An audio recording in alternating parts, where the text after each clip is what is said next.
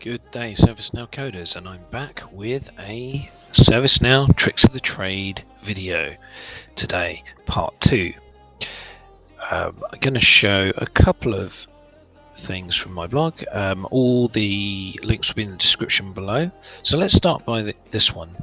How to kill workflows and executing workflow context that are stuck in the system. I can't actually show you any examples in my PDI, but what you will notice in some cases on production instances is there may be workflows that are very, very old. There might be change workflows or service request workflows that you can access from the workflow table, or the active workflows and context tables. And the reason they may be stuck there as running is because potentially there may not have been an efficient logic within the workflow. So for example, it could be sitting there waiting for something to happen which never happens, and therefore it's just waiting forever. So best practice with workflows is always best to have a start and an end, to make sure that in every scenario it is going to hit the end of the workflow and it's not going to sit there executing indefinitely. So you can query the workflow context tables for any aging workflow. So in some cases I've seen them running even though the request or the written ticket, for example, is closed. The workflow is still running in the background, and that can have a cumulative negative effect on the performance of the instance.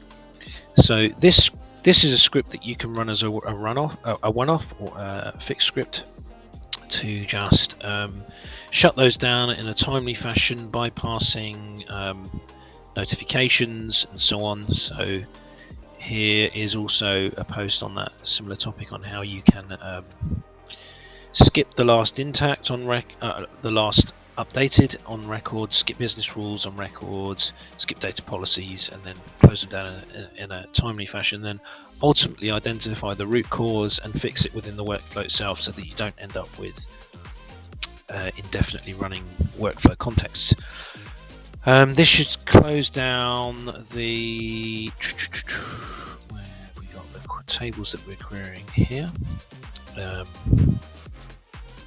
WF context.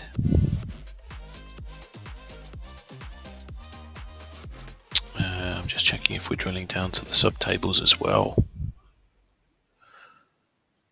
1 second.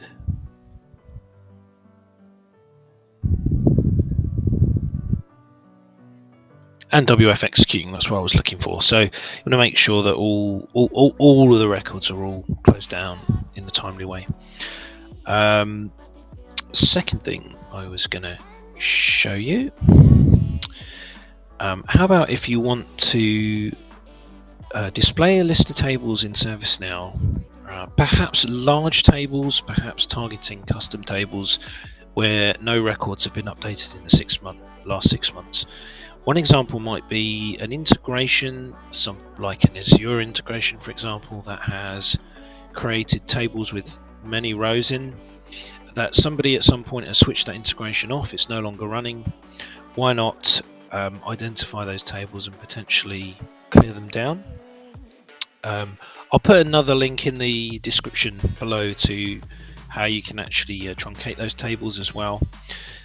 This query here can simply be run in a background script, and what you can do is set some parameters like the number of records that you want to check. You might increase that to say anything that's over 5,000 records, how far back you want to go in terms of when the table was last updated, and maybe a filtering of the tables you want to look at. So for example, you might want to just target the CMDB tables.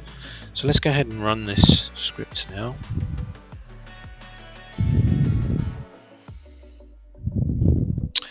And we can see in the output of the script that it's identified some tables for us. So for example, this table software instance has 6,580 records in it, and it was last updated in 2006. So perhaps we can just verify that by looking at the table in list view. So how many records has that table got? 6580. And then if we just pull in the last updated column, let's see if that matches what we saw in the script output. Looks like it does. So there's a quick way you can identify those. That will step through all the tables that you, as per the filter that you specify, and will give the results in the output script. Thirdly, I just wanted to look at 3 different approaches for GlideAjax. The 2 traditional approaches that have been in the community forums for a number of years, where you want to return a single value, where you want to return multiple values, and then a third approach where you can actually be much more flexible with GlideAjax if you use a JSON object as the return value. So what you'd first want to do is code a test client script. In that client script, you could set it to run however you want it to run, whether on load or more likely on change for Ajax, because it's as a result of something that you've set on the form that you want to perform some action that needs a round trip to the server. So in these 3 functions, we're going to look at single value for Ajax 1, multi-value for Ajax 2, and multi-value with JSON object for the Ajax 3 function. These are all going to call the same test script include. So the script include, because it's Ajax, obviously is going to be active true.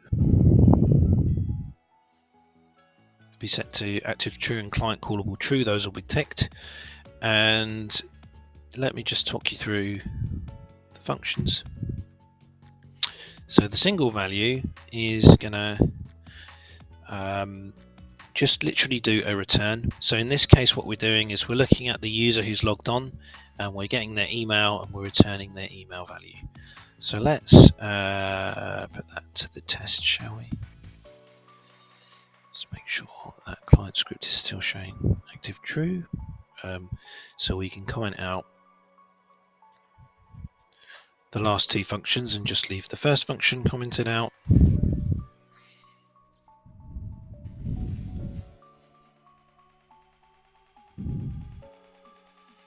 Now let's try that on this example incident.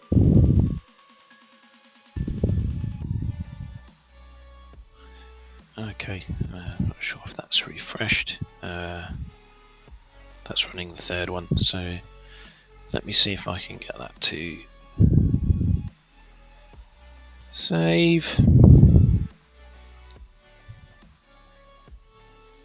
Let's try that again.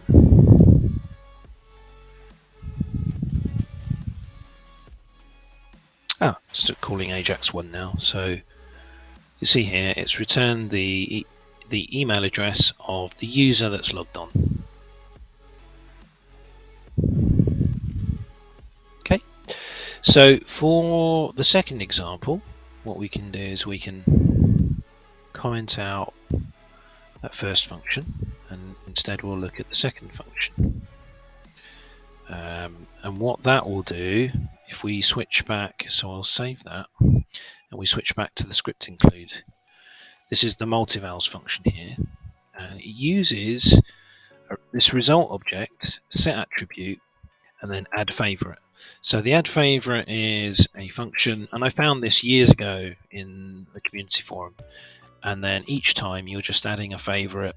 So in this case, we're going down through the user record of the current logged in user, and then we're just building up some values and adding them to return objects and returning that. So let's try that, shall we? Should be Ajax call 2 now.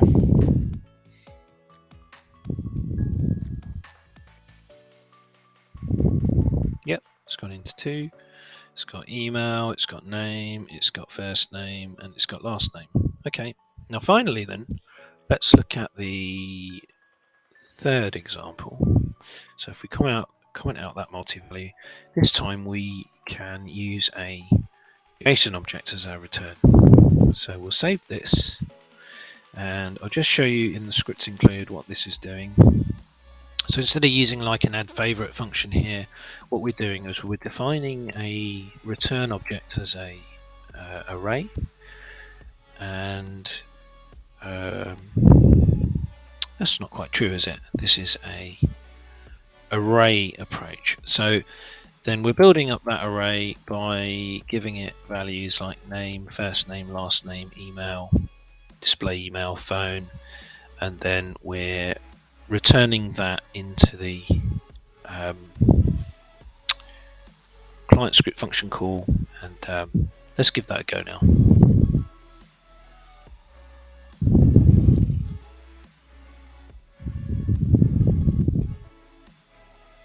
Yeah. Oh, that's still stuck on Ajax call too, so let me make sure that's saved. Again, refresh that again.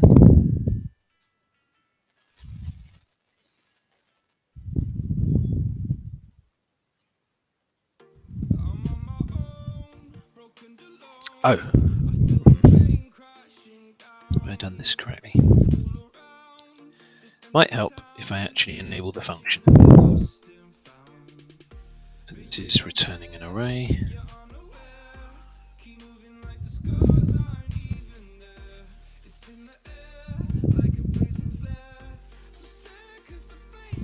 Yep, this is going into the call 3. And so in the client script, what we've done is we just pulled out 3 values. We've gone for the email, the display department, and the name. Now let's see if we can have a look at an actual pure JSON object example, because that'd be pretty cool as well. And finally, let's look at a pure JSON object example, which is really very, very similar to the array example, similar approach. But what we're doing here is we're going to call this function, so I'll show you that in the scripts include. What we're doing this time is actually building up a JSON object like this and returning a JSON.stringify, setting the attributes this way from the user record and returning a JSON.stringify, and then doing a JSON.parse on that here. So I'll just show you that final one in action.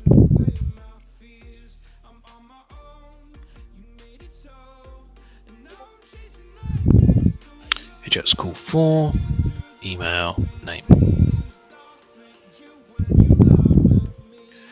That's it for today's edition of Tricks of the Trade, and happy coding, guys. Take care and ciao for now.